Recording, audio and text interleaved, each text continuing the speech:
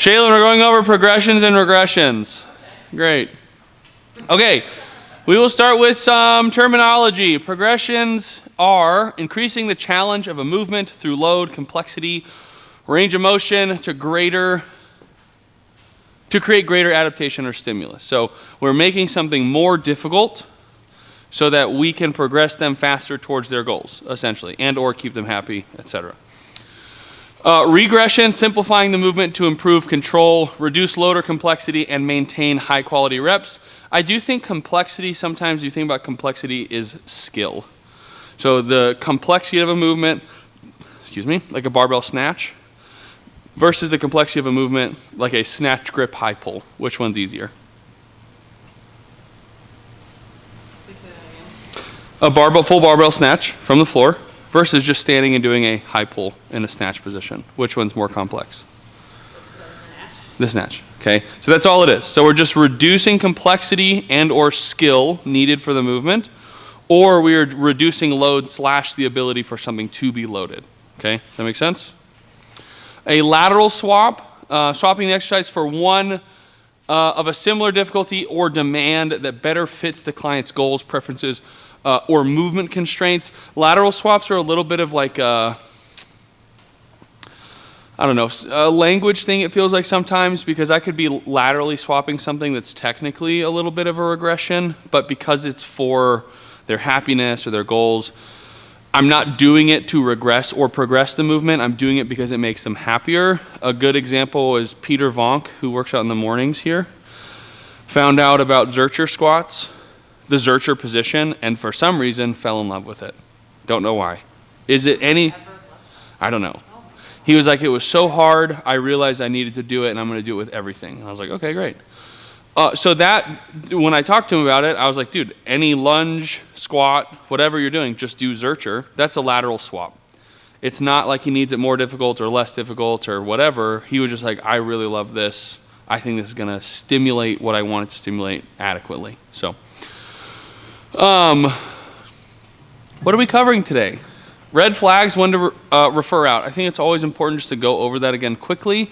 I know it's in PPSC, it'll be in the programming around pain, but the better you guys understand when to stop pressing and recommend they see a professional, gives you more confidence to make the progressions or regressions where you need to, and then know when to take your foot off the pedal and give them to someone who is more qualified to handle said issue.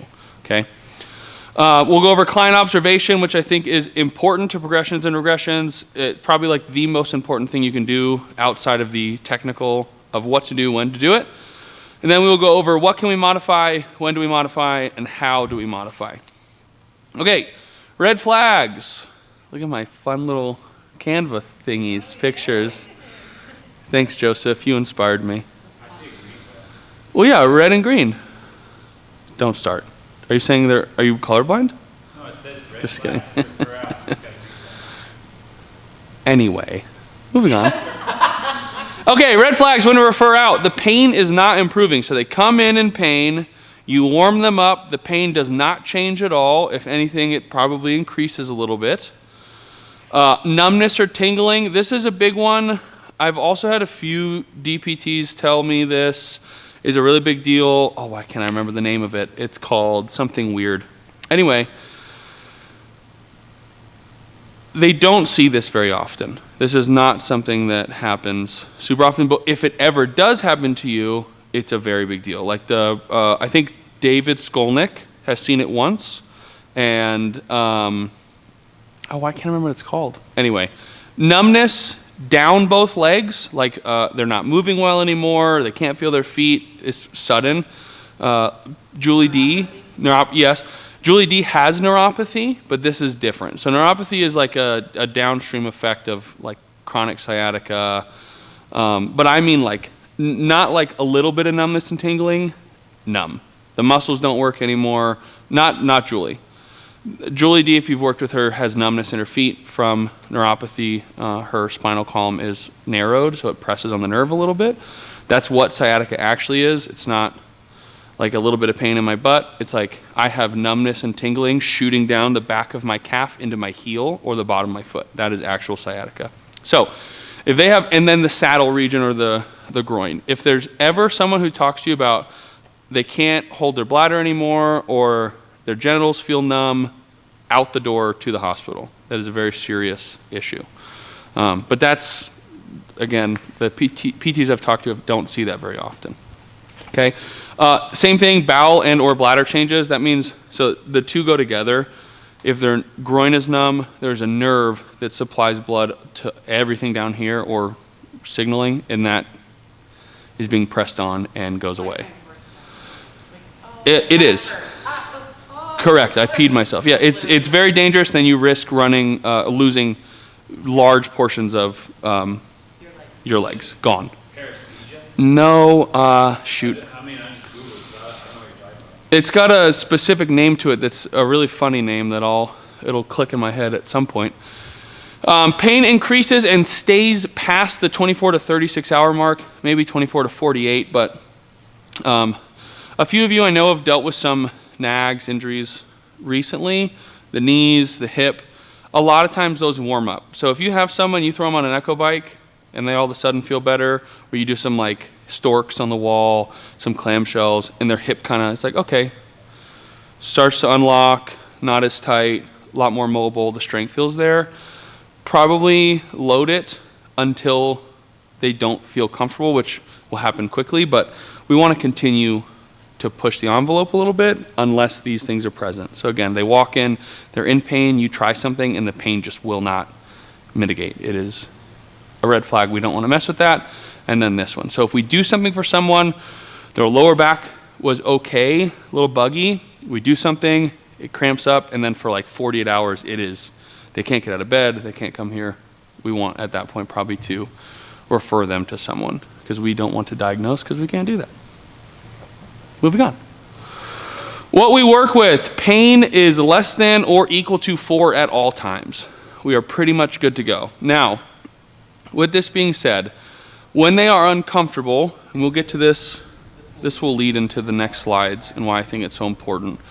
Because if any of you, I'm sure all of you have been in a 3 to 4 out of 10 of pain at some point, it is not comfortable, right? Like it's tolerable, but it is not the most comfortable thing. You guys all work in a gym, work around weights, have done a lot of continuing education, have been injured, and I'm sure at this point, a lot of you can work through a 4 out of 10. You'll do it, it's fine, you know it's gonna go away. Imagine you are someone who's not worked out for 35 years, who's being told they need to go work out, body's already a little uncomfortable, now we start putting stress on tissue and joints and muscles and tendons that have not been present there for a while. There is going to be some uncomfort that to them feels like a 4, might feel like a 2 to you. So you need to have the conversations with them that this is what you expect. Any of you have seen Abby? We did the training with her, but if you've seen her as a client, she put a bunch of needles in my neck and put electricity on them. If you guys have worked with her, she does that. She put them in my neck and say, hey, if any of these are a little bit too uncomfortable, not tolerable, just let me know.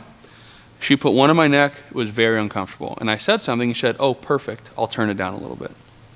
Not, oh, I'm so sorry, not, her language around that is not danger language. It's not, oh, it's not supposed to feel like that. She was like, oh, you know what, it's probably just a little bit too in. No worries.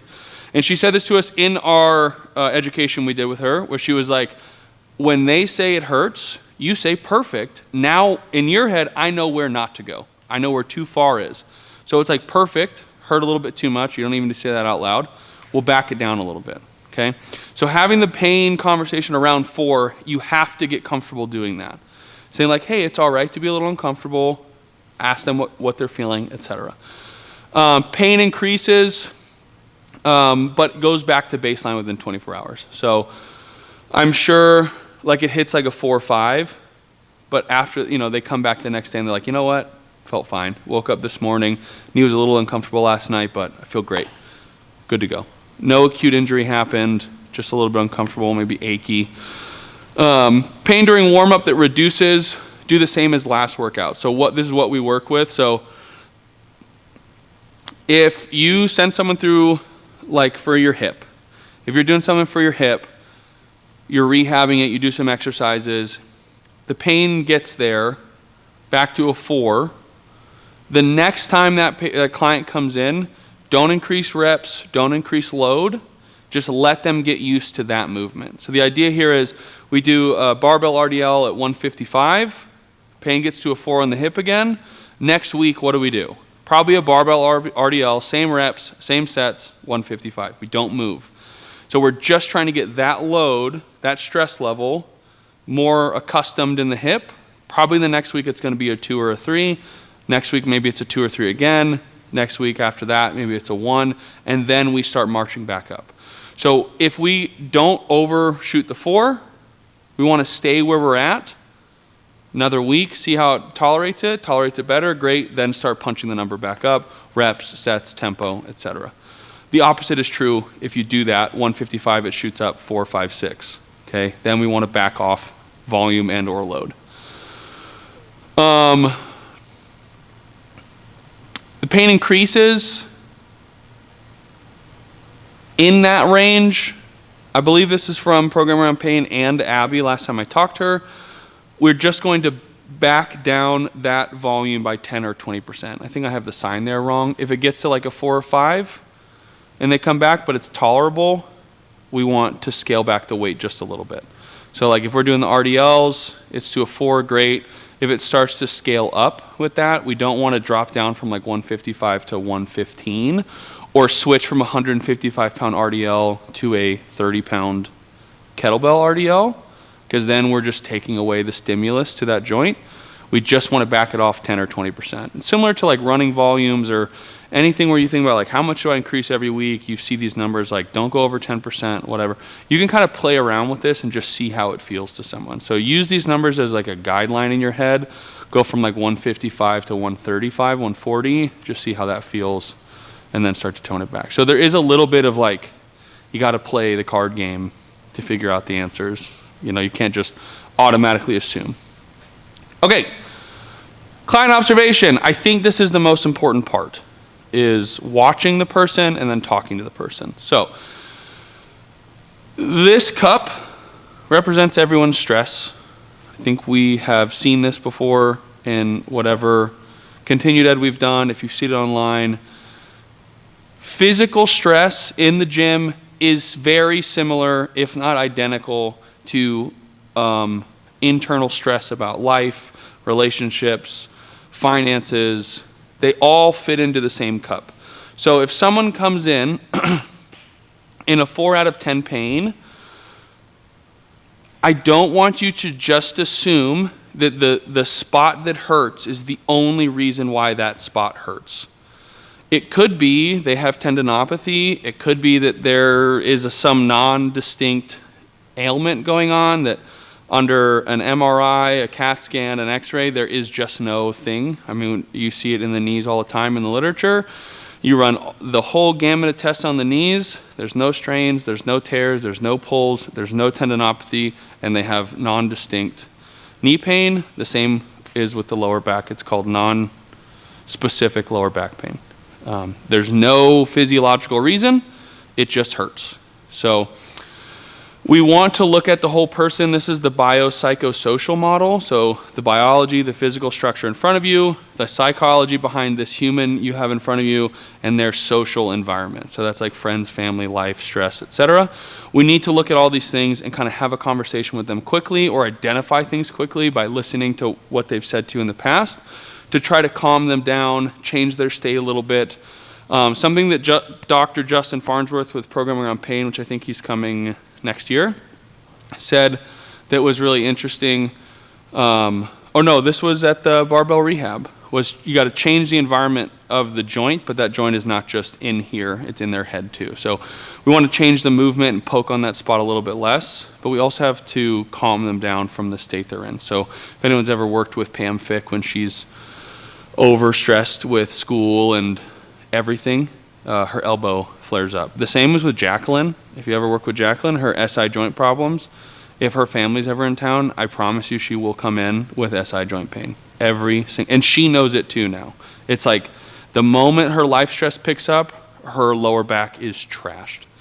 And she's done a lot to manage that not being as present, because your brain learns patterns of pain and will just send signals there when that cup gets overloaded. So when they walk in the building, please get a read on what is walking in to train with you, okay? So that includes bad day, joint pain, not enough sleep, feeling great, work, relationships.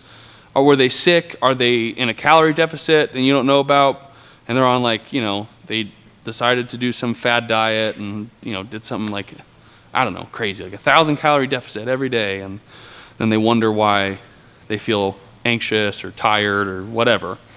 So all these things play into it. So when someone I am watching looks like they might need a regression, or they look scared, or whatever it is, I try to have a conversation. Like, I try to pick it up when they walk in, but I'm trying to talk to them not about that joint first sometimes, just to see how they're feeling and see if I can't give them some confidence to move a little more confidently and kind of ignore the other stuff, give them something to focus on. So we can get a lot of information that will feed into our decision making for regressing. So Pam's a great example.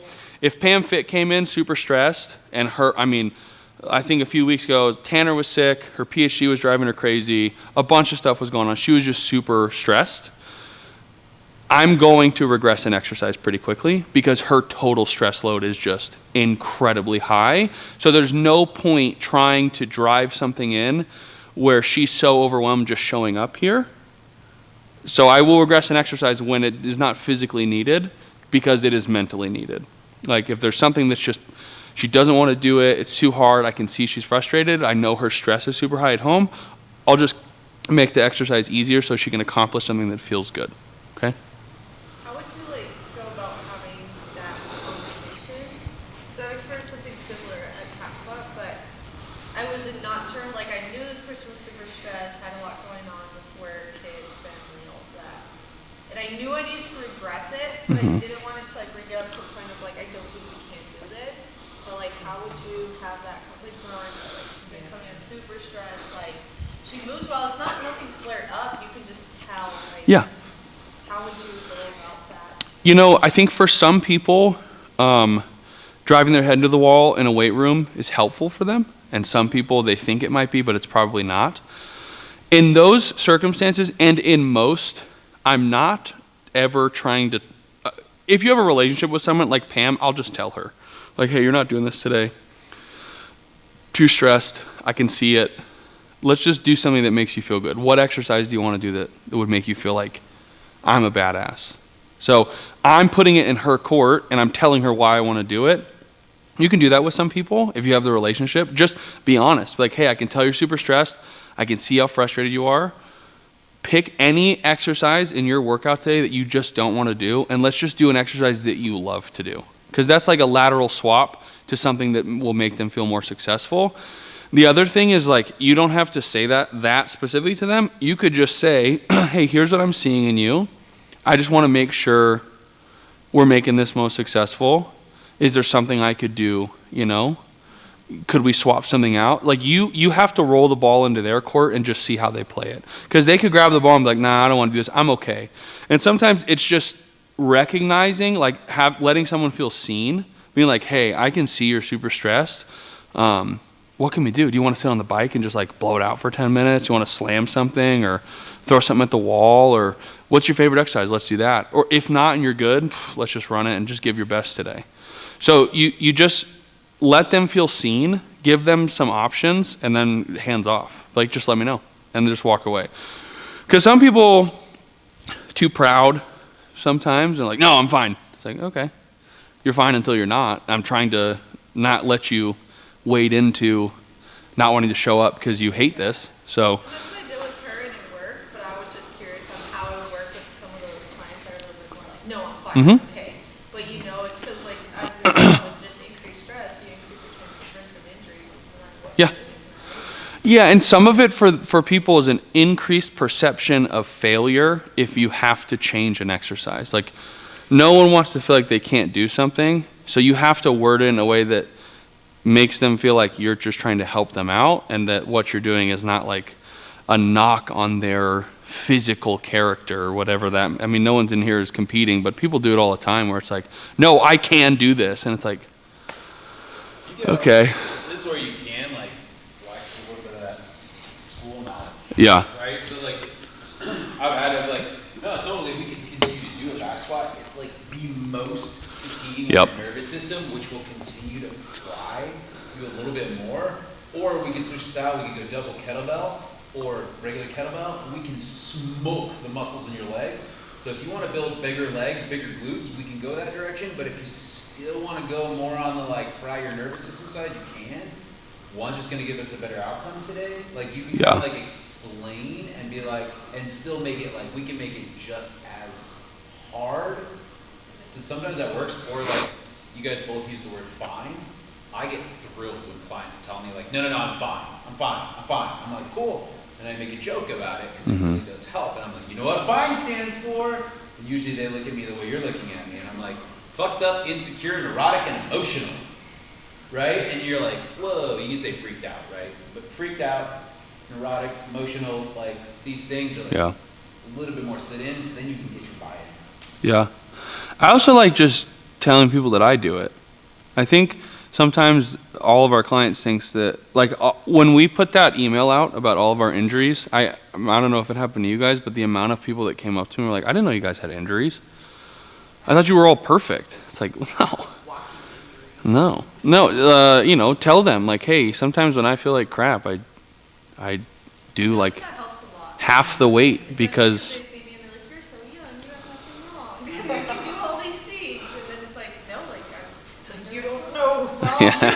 You don't know what I've been through. You don't know my struggles.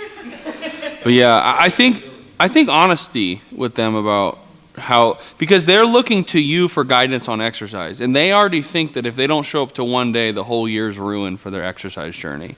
So I tell people all the time, like, I probably take like 2 or 3 weeks a year where I just like cut everything and just walk and don't do anything, which some people think is dumb, but I don't really care. I do it. I know that I get super stressed out sometimes and just need to pack everything back and just chill. So I think just being honest with your perspective on it and being like, I do it sometimes. I'll go from a back squat to a goblet squat and just 2 sets. I'm out the door. I don't want to do it, but I showed up and I did the thing and I went home and took a nap. You know, it's fine. You'll be fine. Just tell me to shut up. Just kidding. Don't do that. Okay.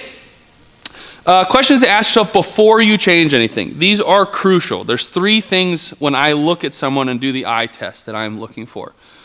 Do they understand the content of the movement? The what? Like, what are they even doing? What is the movement? The second one is, do they understand how to do it?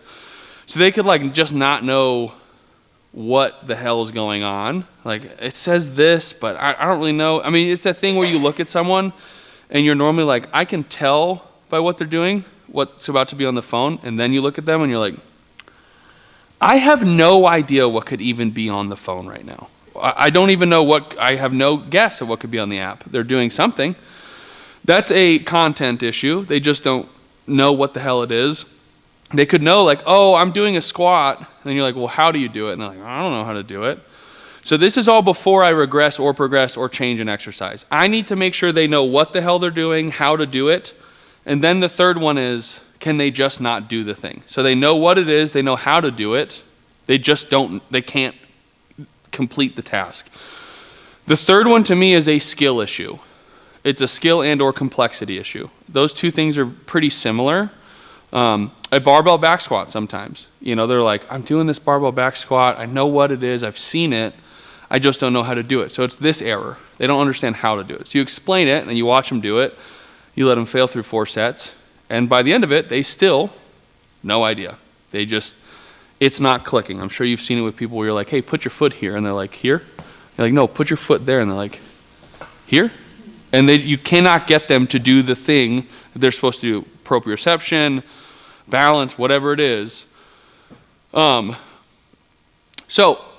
the last one, I added this one in, are they scared, frustrated, bored, or confused? So these are kind of an emotional tie. The scared is a big one, frustrated. These 3, scared, frustrated, and confused, kind of go together. Bored is a unique one. that you kind of have to talk to them about. This is the clients that you ask a bunch to go up and wait. They say no. They get bored. You keep asking. They say no. They don't see the results. Out the door. That is something we all have to work on, just because that, I think, is probably the most complicated, because you have to break through some things that are really weird. I think we all do a great job with fear, complexity, confusion. We can handle those. It's the board one that gets a little bit tough. But so when I walk up to them, do they understand the content of the movement or how to do it? It's just a conversation I'm having. So this, I'm sure you guys have heard me. I'll walk up behind them like, hey, what exercise you get working on today? I'm not trying to let them know I know that they're not doing the right thing. I'm just going to walk up and try to ask what's going on and see if they can explain it to me. This is the same concept of putting the ball in their court. I'm trying to poke the door open a little bit and have them open and let me come inside, okay? I need them to ask me for help. It makes this whole thing go a lot easier. So if I walk up and go, hey, what are you doing? Rather than saying, hey, I see you doing the squats there, let's work on this, which for some people works fine. I find it better if I ask what they're doing and then they tell me, and now I have an opportunity to be like, oh, great, doing some goblet squats. Mind if I give you a few cues on those? So I'm trying to make this a back and forth as quickly as possible rather than always asserting myself into the answer position. I'm normally asking a question so that they give me an answer so I can now ask a question back. So I want to be the second one to ask a question, or second one to give an answer, not the first one to say the answer to them. Does that make sense? Questions on anything? Okay. What can we modify? Again, the pictures. It looked very hard for these. Thank you. I even changed these to white because they were black, and it took me about 3 minutes to figure that out because you couldn't see them. Thank you. Notice the different text font. Anywho, modifiable variables, which we're going to demo these just so we can get through them pretty quickly. The modifiable variables, which I contemplated a lot thinking about even putting these on the regressions or progression list, but then if you think about what a regression is, you're just altering a modifiable variable of a movement. You could just totally change the exercise, swap it for something different, but then if you think about it, like if I have Shaylin doing a goblet squat, her range of motion is weird. I can't get her to go lower. We've gone through does she understand the content and the context? She just can't figure it out. What can you put right below her? A box squat. It's the same movement. You've switched out the range of motion. That's all you did. So it is an exercise swap. It's a regression, but you're just changing the range of motion for the movement. So everyone stand up, please. You three are going to do presses real quick, so please come over here and grab presses. You're going to do bench press, incline bench press. You're going to do single arm bench press or single arm overhead press, and Joseph's going to pick a random weird press that we can mess around with. Oh, my little pictures? Did you see my little pictures? Shit. Wait, did you see? Look at this cute little guy. Little capybara. Put a little capybara in there. Okay, you watch your mouth. It's a capybara, I think. I actually don't know. Okay, so modifiable variables when we are regressing or progressing. It's a guinea pig. This runs a weird line of regression. Changing the range of, or the position of an arm, I'm not sure I would call a regression, but these are the things we can change before we get to swapping the exercise to something different. Does that make sense? So this is just the checklist I'm going through before I'm like, hey, you know what? We're just not going to do this today. This isn't going to happen anymore. That normally happens with a seated overhead press. Where, can you do a seated overhead press like Richard, please? There we go. So, as we all know, yeah. As we all know, Richard Hawthorne cannot do an overhead press. No matter, do it again. Do it like pronated grip. Okay, go ahead, Richard. Great. Hey, can you switch to a neutral grip, see if that helps? Okay, great. Do you see what I'm doing? I'm just seeing if I can change the angle of the shoulder to go from this to this. It might slide up a little bit better. And then I would say, hey, when you do that, go here and just lift your chest really aggressively. Don't let it work. It's not going to work. Lift your chest really aggressively and then press. Great. So we're back to the same thing. So the thing I'm getting at is before we regress the exercise, let's try to keep a virtually identical exercise and just change some of the tiny variables that can make a difference. Are they internally rotated and don't know how to get out? Hey, just lift your chest up. Are they here like this, and if you put them neutral, they can go to here. Great. We can still do a virtually identical movement without the hustle bustle of like, hey, you know what? Let's pop that back 2 and let's do 1. You know what I'm saying? It needs to be as quick as possible and needs to stay as true as possible to the stimulus we're trying to hit. How many different variations would you go through before you're like, okay, let's just do this? Because I feel like I'm afraid of overwhelming them or them being super frustrated because nothing's working. It's just like 2. Okay. Like with Richard, it'd be like, hey, I just want you to you're pulling your chest really high up. And then with him, I'd actually just kick the seat back a little bit. That's because I know Richard. If it was someone random, if I was just working with them for the first time, I'd probably change like 2 things. Okay. I'd probably change limb alignment and maybe range of motion or tempo. This is almost never a problem for that group because they're just not trying hard enough yet. Yeah. So it's normally like limb alignment and range of motion or tempo, and I'll change those a little bit. So range of motion would be I just kick the seat back and give that angle a little more room to breathe. You would just use assistance and like grab his arms and like rip him above his head. Well, with Richard, I normally I put my knee into his back and then go now press.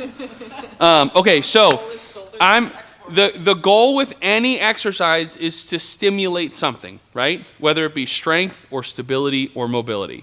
When we are changing it, I am trying to change the movement as little as possible to maintain the integrity of the stimulus. Yes? So if we're doing back squats and it's getting funky, I'm not going straight to goblet squats. It's a huge jump unless it requires it. Obviously, you've been in those situations where you're just like, hey, okay, hang on. We're just going to grab a dumbbell real quick and figure this out. But if it's a little thing where you're like, I wonder if I can fix this. With Lynn Wagner the other day, she was feeling real cooped up back here doing back squats, and all I did was switch. This is a fat boy powerlifter trick. See how far back my elbows have to get and how tight my back gets? Watch what happens when I take my pinkies off. All the pressure on my back gone. I'm trying really hard to get my elbows forward. I can slide my elbows. So just moving my pinkies, because it takes my wrist from this fixed position to this open position. My thumb comes back, my pinky comes under. That's all I did. I changed her hand grip here. Her hand stopped going numb, and she squatted, and it felt fantastic. Feel the difference there? Mm-hmm. It's huge. It's really yep. hard to try. Yeah, and now nothing. Natural. So we're changing tiny wrist alignments just to make little enough differences so that they can complete the same exact task we asked them to complete. No pinky. Yeah, and just slide the pinky off. Yeah, you do feel that. It's way easier on the back. When you taught me too, sometimes with grip, it's like, okay, let go, just like. Yeah, let your thumb on top and just pull from your back, okay? So we're trying to do the modifiable variables very, very tiny adjustments. So we did your little adjustment, it didn't work. Richard, go away. We're doing an overhead press with you. Is that what I said? Okay, do an overhead press like an old school 90s bodybuilder. We're elbow out. Oh my gosh. Whew. Great. It hurts your rotator cuff when you do it. It actually does, for sure. Great. Go ahead and press then. Yeah, there we go. Act it up. Get it going. Yeah. There we go. Okay, so when the weight is super far out here, we just have a larger load on the rotator cuff. It's just the weight's farther away, the lever's farther away. We just load the rotator. It's got to pull the shoulder back. The weight's out here. As soon as you break this plane, you got a big distance. And then I would just say, hey, can you just hold it like this? Nice neutral position. Keep your elbow tucked in, and now just punch it straight to the ceiling. Yeah. Feel better? So instead of being like, oh, let's get you into a high incline or an incline press because your face scared me, just see if you can't change the alignment of a joint to put less pressure and just know if I'm out here. If Shaylin pushed on my hand as hard as she can, am I stronger here or here? Yeah, much closer, I'm much stronger, okay? That's why wrestlers stay really close. I don't want to get out here because then it's over with, I'm done, okay? So if the lever's really far away from her shoulder and there's more stress on the shoulder and it's just not that comfortable, it's like a 3 or 4, but why do we need to be there? If I can see her making ouchie faces, ouchie face. Okay, great. I'll just say, hey, can we try here real quick? She goes, oh, does that feel better, actually, when you do it like this? For me, yeah. Yeah, okay. Really the same for me. my rotator cuff, though. It's in the backside. Okay. But, so we make little adjustments, just to hand positions. Let's see if we can just take it from here to here. Or if it hurts here, and the anterior, try to open it up a little bit. The medial shoulder, the medial shoulder maybe is a little more leverage. Maybe the front delt or biceps tendon is not comfortable here. Just go this way. There's nothing wrong with pressing like this. It's just sometimes people's rotator cuffs or whatever is going on with you hurt a little bit more, right? So just change. To like bridge the angle. Like Yes. they don't have to be 100% Nope. or 100%, Nope. right? It could be like, oh, it feels better here. Yeah. And out here, I don't think you're in the scapular plane, which is just like where the shoulder blade likes to rest on your back. So if you bring it from like 5 to like 15-ish, I think, is the scapular plane. So for mine, if I'm here, I can feel the pain on the back, but even if I just bring Yep. slight angle, Yeah. And that's does it. not have to be fully here. And that's all it has to be is like, just adjust it. See if you can't adjust it enough and be like, okay, goodbye. Do that. Just keep doing that because then we don't make them scared of that movement and we can continue progressing load. And now maybe after a month, they can get back out here and it's totally fine. Okay, so Joseph was going to do a weird overhead press with no weight. Something odd that we can, Overhead press with no weight? or we can just do 2 and I'll have you do something else. You got the camera. I don't know, what's a weird overhead press? I don't know, group, what could we do that we could adjust really quickly? Snatch overhead presses behind the neck? Like if somebody had Okay, muscles like that. Joseph, snatch behind the neck overhead presses in a snatch position. What are they called when you sit at the bottom of a snatch and press out? Hell. I can't remember what they're called. Okay, just slowly press out. And that bugs your shoulder. Think about hand position, range of motion. What could we do? We could also, maybe you guys have seen me do this too. I just adjust the tempo. So sometimes it's just like there's no coordination between the muscle groups. It's just like, okay? So I can say, hey, does that bug your shoulder? Yes. Great. Can you do like a 3-second press? Just really slow. Feel like you're squeezing every muscle. Grab that bar as hard as you can. Squeeze every muscle and press. Sometimes we can make so much stimulus through the chain, it increases stability a little bit and calms the pain. It's the same reason for rehab stuff. The moment you go into rehab, they're like, okay, tempo's 303. I'm sure if you've done rehab, it's a 303 tempo. We're trying to increase muscle unit or motor unit recruitment and make the muscle do a lot of that loading and get blood in there and make it work for a long time, okay? So tempo's a really easy one. Overhead presses specifically, I don't know why. If you switch that to tempo, it can relieve a lot of that pain, okay? Thank you for your snatch behind the neck overhead presses. Wait, explain the mechanism between why tempo works again. It seems like, okay, with split squats. If I've got someone who's scared of split squats and there's kind of like, they're already fearful in here of this pattern this is gonna make my knee explode. And I say, instead of like this business, which I'm sure you've seen, then they're like, my knee hurts. And you're like, well, you're going like this. So it's kind of like, no wonder that doesn't feel great. If I say then, hold on to something so we increase stability, and then I say we're going to go on like a 4-second tempo down or a 6-second tempo down, and all I want you to think about is squeezing your thighs and your ass as hard as you can, like they're burning before you start. I've now taken your attention and put it where? Into the muscle. Yes, correct. And out of the joint. So pain inhibits a lot of like functioning of those like motor patterns. You'll see pain and they will immediately kick away from the pain. But if I can just have you focus on this burning so bad it makes you want to throw up, and you're just like, oh God, and you're super stable so there's no rickety bridge, the muscle recruitment starts to get really high. We're not thinking about the joint anymore. So it's like, are we solving the pain? Maybe. Are we distracting them? Probably. So we get a lot more muscle stimulation, which is great. It's what we want anyway. But it's also like a foam roller or lacrosse ball. It's like, what are we really doing? We're probably just pushing on these like nociceptors really hard and shuttling a lot of blood back into it. And then it just kind of works a little bit better for not ever, probably just the training session. But now we have a training session we can do successfully and not one where it's a 40-minute conversation about how, well, I can't do anything because my knee's going to explode. And it's like, okay, well. And then after that tempo demonstration and their legs burn, I'm like, focus on that feeling. And every time you do it, that's the feeling I want you to think about. So like I give them something that's not, like Joseph says all the time, like people come in and they are their knee. They're like, I am knee pain. This is me. Hello, I'm knee pain. Nice to meet you. I'm only knee pain. You're like, what else are you? Are you a hiker? Like birds? No, knee pain. That's me. So we're trying to get them out of that position and into a little bit more confident. The more you can build confidence in that movement, the less that fear comes back in and just taints everything.